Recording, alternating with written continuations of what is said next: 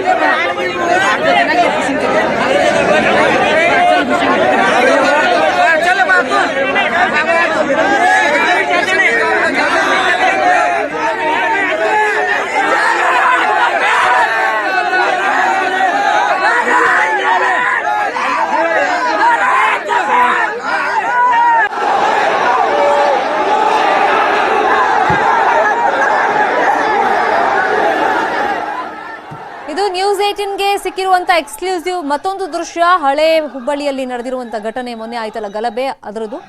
So ಇಲ್ಲೊಂದಿಷ್ಟು ಜನ ಬಂದಿದ್ದಾರೆ, ಜಮಾವಣೆಗೊಂಡಿದ್ದಾರೆ, RSS ಬಗ್ಗೆ ಘೋಷಣೆಗಳನ್ನ ಕೂಗಿದ್ದಾರೆ. ಠಾಣೆ ಮುಂದೆ ಜಮಾಯಿಸುತ್ತಲ್ಲ ಗುಂಪು, ಅವರು ಈ ತರ RSS ಬಗ್ಗೆ ಘೋಷಣೆಗಳನ್ನ ಕೂಗಿರೋದು. ಈ ವಿಡಿಯೋಗಳ ಆಧಾರದ ಮೇಲೆನೆ ಪೊಲೀಸರು ಈಗ ಬೇರೆ ಬೇರೆ ಆಯಾಮಗಳಲ್ಲಿ ತನಿಖೆಯನ್ನ ಸ್ಟಾರ್ಟ್ ಮಾಡಿದ್ದಾರೆ. ಬಟ್ ಇಲ್ಲಿ ಯಾರು ಪ್ರಚೋದನೆ ಕೊಟ್ರು, ಅವರೆಲ್ಲ ಸ್ಥಳೀಯ ನಿವಾಸಿಗಳೇನಾ ಅಥವಾ ಹೊರಗಿನಿಂದ ಬಂದವ್ರು ಈ ತರ ಗಲಾಟೆ ಆರಂಭ ಮಾಡಿದ್ರ, ಅವ್ರ ಉದ್ದೇಶನೇ ಅಶಾಂತಿ ನಿರ್ಮಾಣ ಮಾಡೋದಾಗಿತ್ತಾ, ಎಲ್ಲದ್ರ ಬಗ್ಗೆ ಈಗ ತನಿಖೆ ಆಗ್ತಾ ಇದೆ.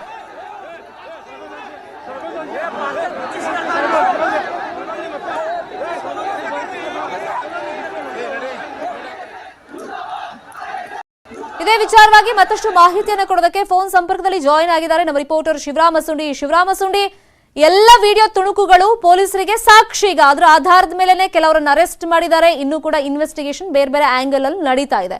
ಪರ್ಟಿಕ್ಯುಲರ್ ಆಗಿ ಈಗ ಒಂದು ಸಂಘಟನೆ ವಿರುದ್ಧವಾಗಿ ಇವರು ಘೋಷಣೆ ಕೂಗ್ತಿದ್ದಾರೆ ಅಂದ್ರೆ ಇವ್ರ ಉದ್ದೇಶ ಏನಾಗಿತ್ತು, ಯಾವ ಕಾರಣಕ್ಕೋಸ್ಕರ ಅಲ್ಲಿ ಜನ ಒಂದ್ ಜಮಾವಣೆ ಆದ್ರು, ಈ ವಿಡಿಯೋದಿಂದ ಏನೆಲ್ಲ ಸ್ಪಷ್ಟವಾಗಿ ಗೊತ್ತಾಗ್ತಿದೆ ಶಿವರಾಮ್?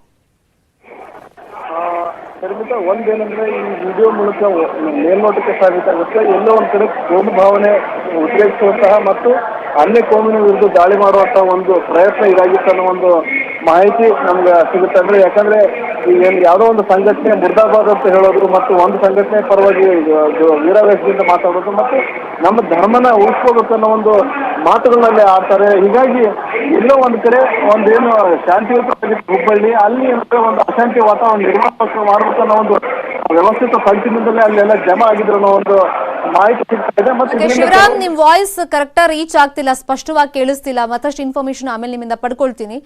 ಈಗ ಒಂದು ಸಂಘಟನೆ ವಿರುದ್ಧವಾಗಿ ಘೋಷಣೆ ಕೂಗ್ತಿರೋದು ಗೊತ್ತಾಗಿದೆ, ಬಟ್ ಇದೇನು ಎಡಿಟೆಡ್ ಇದೆಯಾ ಅಥವಾ ಒರಿಜಿನಲ್ ವಾಯ್ಸ್ ಹಂಗೆ ಇದೆಯಾ, ಏನು ಎತ್ತ ಅನ್ನೋದ್ರ ಬಗ್ಗೆ ಪೊಲೀಸರು ತನಿಖೆಯನ್ನ ಮಾಡಿದ ಮೇಲೆ ಒಂದು ಸ್ಪಷ್ಟತೆ ಸಿಗುತ್ತೆ. ಮತ್ತೆ ಅವ್ರು ಹೇಳಿದ್ರೇನೆ ಅದು ಅಧಿಕೃತ ಆಗುತ್ತೆ. ಆದ್ರೆ ಒಂದಿಷ್ಟು ವಿಜುವಲ್ಸ್ ಮತ್ತೆ ವಿಡಿಯೋಸ್ ಕ್ಲಿಪ್ಪಿಂಗ್ಸ್ ಗಳು ಸಿಗ್ತಾ ಇದೆ ಮೊನ್ನೆ ಇನ್ನು ಗಲಾಟೆ ಆದಾಗಿಂದ, ಅದು ಪ್ರಚೋದನೆ ಕೊಟ್ಟಿದ್ದಾರೆ ಅನ್ನೋದು ಮೇಲ್ನೋಟಕ್ಕೆ ಹೇಳ್ತಾ ಇದೆ. ಇದೇ ವಿಷಯವಾಗಿ ಮತ್ತಷ್ಟು ಇನ್ಫಾರ್ಮೇಶನ್ ಕೊಡ್ತಾ ಇದ್ರು ನಮ್ಮ reporter Shivarama Sundi. Shivaram, please go ahead. Sharmita, ಒಂದೇನಂದ್ರೆ ಇಲ್ಲಿ ಅಲ್ಲೇನು ಘೋಷಣೆ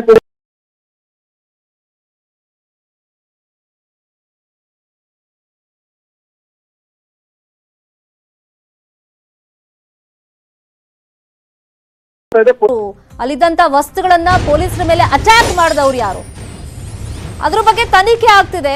ಇನ್ನೊಂದು ಕಡೆ ಪೊಲೀಸ್ ಠಾಣೆಗೆ ನುಗ್ಗಿದವರು ಅಮಾಯಕರ. ಹಾಗಾದ್ರೆ ಕಾಂಗ್ರೆಸ್ ವಿರುದ್ಧ ಮಾಜಿ ಸಿಎಂ ಬಿಎಸ್ವೈ ಕಿಡಿಕಾರಿದ್ದಾರೆ. ಕಾಂಗ್ರೆಸ್ ಗಲಭೆಗೆ ಪ್ರೋತ್ಸಾಹ ಕೊಡ್ತಾ ಇದೆ ಅಂತ ಬಿಎಸ್ವೈ ಆರೋಪವನ್ನ ಮಾಡಿದ್ದಾರೆ.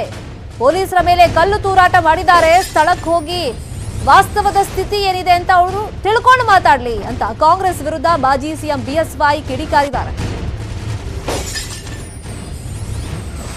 ಈಗ ತುಂಬಾ ಜನ ಅಮಾಯಕರನ್ನ ಕರ್ಕೊಂಡು ಹೋಗಿದ್ದಾರೆ. ಮನೇಲಿದ್ರು ಅಥವಾ ಕಂಪ್ನಿಯಿಂದ ಶಿಫ್ಟ್ ಮುಗಿಸ್ ಬರ್ತಾ ಇದ್ರು ಅಥವಾ ಗಲಾಟೆ ನೋಡಕ್ಕಂತ ಹೋಗಿದ್ರು, ಬರೀ ಅಂತವ್ರನ್ನೆಲ್ಲ ಪೊಲೀಸರು ಕರ್ಕೊಂಡು ಹೋಗಿದ್ದಾರೆ, ಅಮಾಯಕರಿದ್ದಾರೆ ಅಂತ. ಈ ಗಲಾಟೆ ಆದ್ಮೇಲೆ ಪೊಲೀಸ್ ಸ್ಟೇಷನ್ ಮುಂದೆ ಮಹಿಳೆಯರು ಹೋಗಿ ದಿನನಿತ್ಯ ಕಣ್ಣೀರು ಹಾಕ್ತಿದ್ದಾರೆ. ಈಗ ಕಾಂಗ್ರೆಸ್ನ ಕೈವಾಡ ಇದೆ ಅಂತ ಒಂದು ಆರೋಪ ಕೇಳಿ ಬರ್ತಿದ್ದಂಗೆ ಇದೇ ವಿಷಯವನ್ನ ಬಿಎಸ್ವೈ ಕೇಳಿದ್ದಾರೆ. ಮತ್ತಷ್ಟು ಸುದ್ದಿ ನೋಡೋಣ ಬ್ರೇಕ್ ಆದ್ಮೇಲೆ.